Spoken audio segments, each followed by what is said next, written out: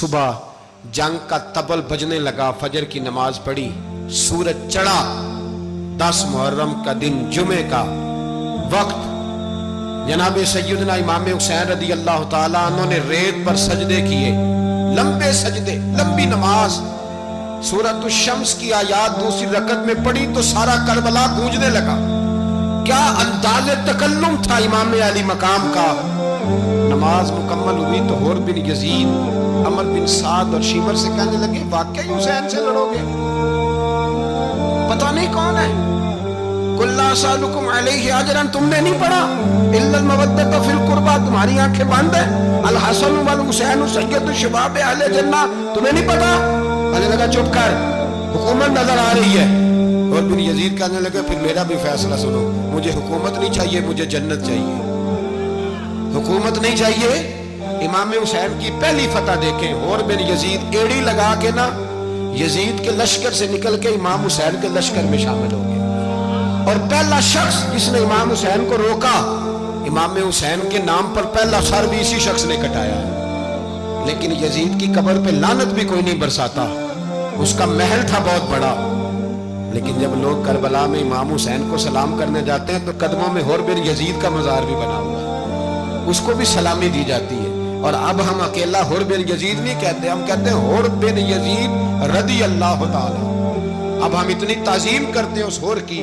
جناب امام حسین کو میدان میں کھڑا کیا گیا، جہاد کا طبل بجا، پہلے خدام آئے، اور سن لو آج وہ پتہ نہیں بازاری سے لوگ چڑھ گئے اسٹیجوں پہ، بازاری سے، نہ چہرے پہ داڑھی ہے نہ سر پہ کوئی کپڑا ہے، بازاری لوگ ہیں، بھاگ رہے ہیں، بازو چڑھائے ہوئے ہیں، بٹن کھولے ہوئے ہیں، تماشا بنا رہے ہیں۔ سننے والوں کا بھی اللہ ہی حافظ ہے، وہ اسٹیج پہ یہ اہل بیت کی شان۔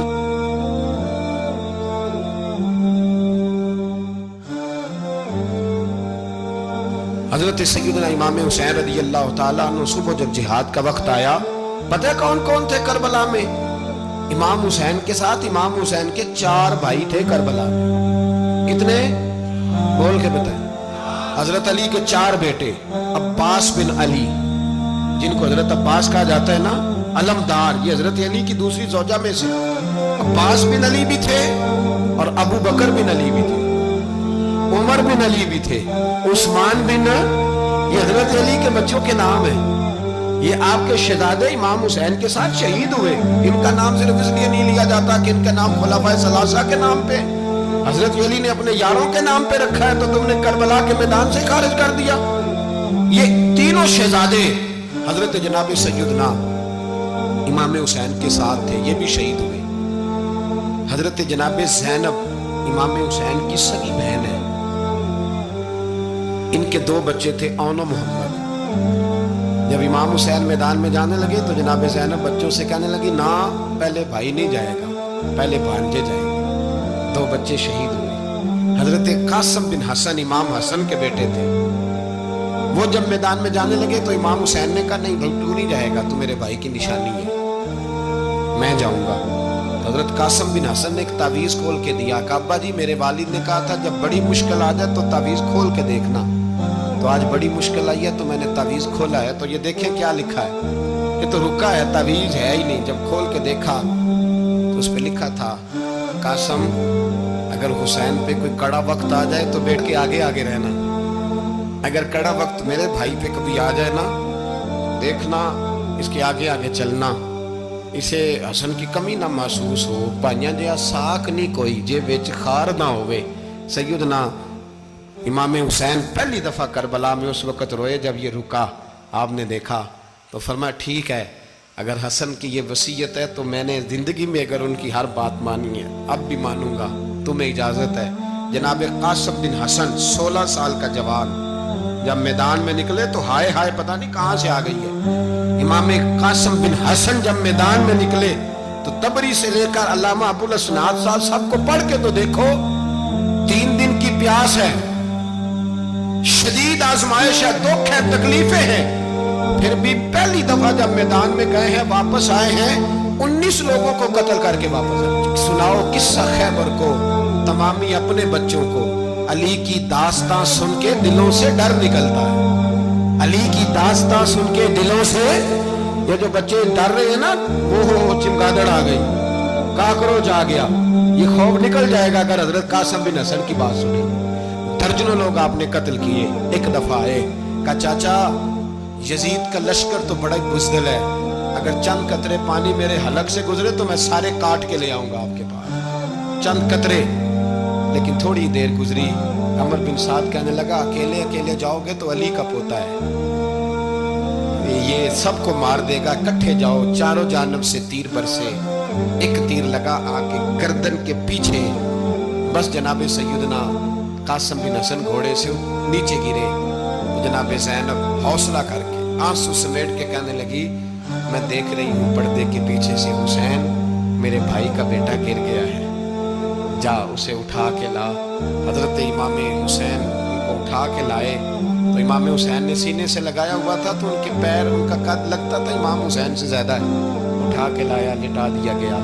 امام حسین کے اپنے بڑے بیٹے میدان میں نکلنے کو، علی اکبر نام ہے، جب جن لوگوں نے حضور کو نہیں دیکھا تھا، وہ جب کہتے نا ہم نے نبی پاک کا دیدار نہیں کیا تو بتاؤ کس طرح کے تھے، تو بتایا جاتا تھا کہ جناب علی اکبر کا دیدار کرو، ہم شبیہ مصطفیٰ۔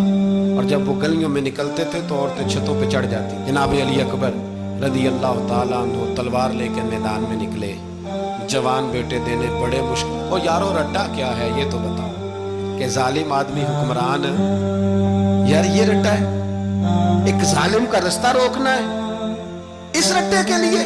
ہم شبیہ مصطفیٰ جناب سیدنا امام علی اکبر میدان میں نکلے، بڑے لوگ مارے، بڑے، پھر ایک تیر ان کے بھی گلے میں لگا، اور جب وہ گرے نا زمین پہ تو حضرت امام حسین دوڑ کے آئے، دوڑ کے، اور جب تشریف لائے تو ان کے گلے سے تیر کھینچا تو ایک جملہ لکھا ہے صاحب تبری نے، اس نے حد کر دی، کہنے لگے تیر کھینچا تو امام حسین کی آنکھوں میں آنسو آئے، کہنے لگے کاش جناب ابراہیم آج میرے سامنے ہوتے تو میں انہیں کہتا کہ آپ نے تو بیٹا ذبح کرتے وقت آنکھوں پہ پٹی باندھی تھی، دیکھو میں کھلی آنکھوں سے بچے ذبح کر رہا ہوں، کھلی آنکھوں، کاش جناب ابراہیم خلیل ہوتے تو انہیں کہتا۔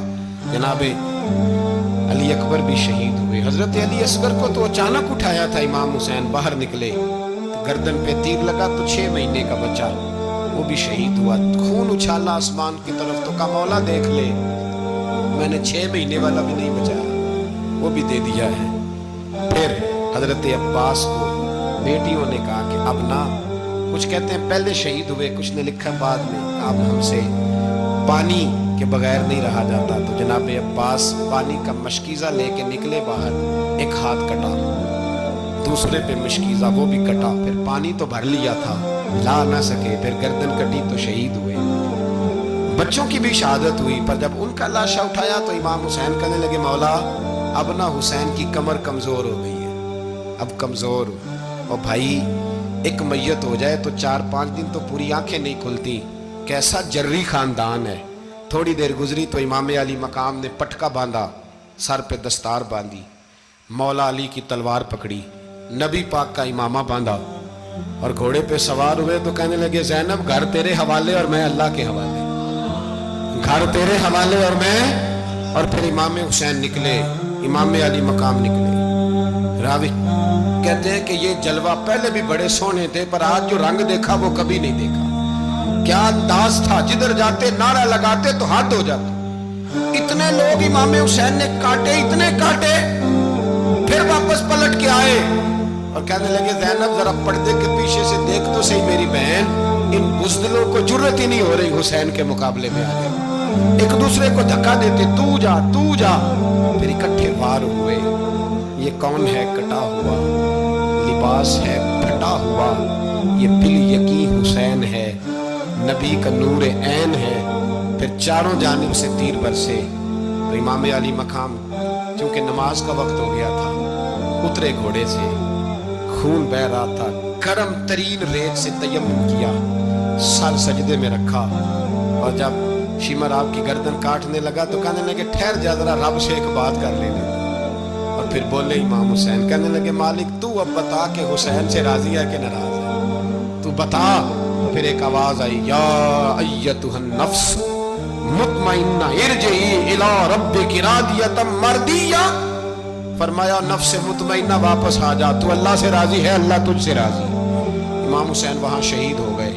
اب یہ قافلہ امام حسین کا سر کاٹ، ذرا دیکھنا غور کرنا، سر کاٹ کے نیزے پہ رکھا ہے، جسم کربلا میں پڑا ہے، عورتوں کو گھوڑوں پہ بٹھا کے لے جایا گیا یزید کے دربار میں۔ یزید پہلے عبید اللہ ابن زیاد نے بدتمیزی کی، پھر یزید نے کی۔ سعودی عرب کا ایک مولوی بول رہا تھا، سعودی عرب کا، ان سے بھی بڑا عشق ہے، جس نے تقریر سننی ہو میرے پاس ہے۔ ہمیں لوگ مشورے دیتے ہیں کہ جو یزید کو اچھا کہے اور حسین کو باغی کہے اس کو ہم امام مان لیں، اس بے شرم بے حیا کو جو نبی پاک کے گھرانے کے بارے میں بکے اسے امام۔ سعودی عرب میں مسجد نبی میں درس دینے والا جس نے تقریر سننی ہو میرے پاس ہے۔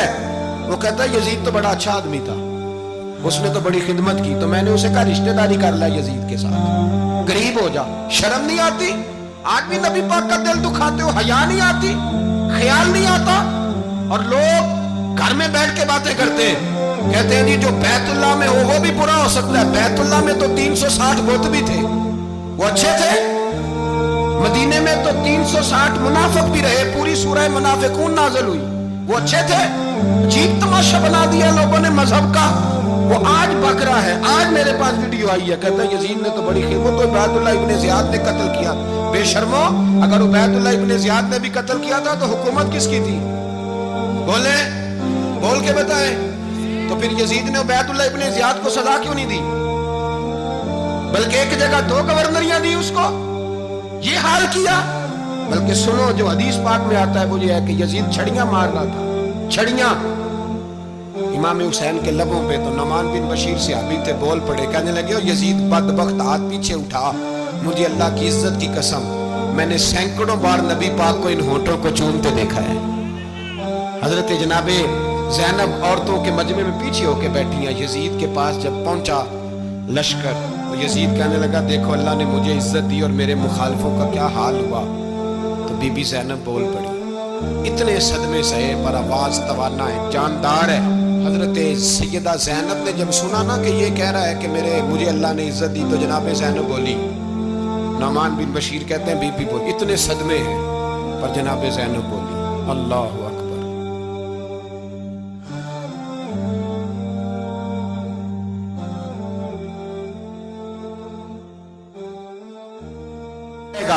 اور میرے بھائی کا قیامت تک ممبروں میں اور خطبوں میں ذکر ہوا کرے گا، وقت گزرنے دے۔ جب جناب بی بی زینب بول رہی تھی تو حضور کے ایک نابینا صحابی پاس بیٹھے تھے، جناب نعمان بن بشیر کا ہاتھ ہلایا، ہلا کے کہنے لگے کیا علی آ گئے؟ تو علی کی آواز لگتی ہے، جبریل امی بول رہے ہوں جیسے، حکمت کے گوہر رول رہے ہوں جیسے، دربار دمشق میں بی بی زینب کا خطاب، منبر پہ علی بول رہے ہوں جیسے۔ میرے بھائی بس کربلا والا قافلہ تو مدینے پہنچ گیا، 3 سال یزید نے حکومت کی، شرابیں عام ہو گئی، مکے پہ حملہ ہوا، خانہ کعبہ کا غلاف جلا، مدینے پہ اس نے حملہ کیا، 3 دن مسجد نبوی میں اس نے گھوڑے باندھے، مسجد نبوی میں صحابہ کو نکال کے اپنا اس نے امام مقرر کیا، لیکن پھر امت نے اسے قبول نہ کیا، پھر وہ رسوا ہوا اور آج تک وہ رسوا ہے۔ لیکن امام حسین کا نام کل بھی زندہ تھا اور آج بھی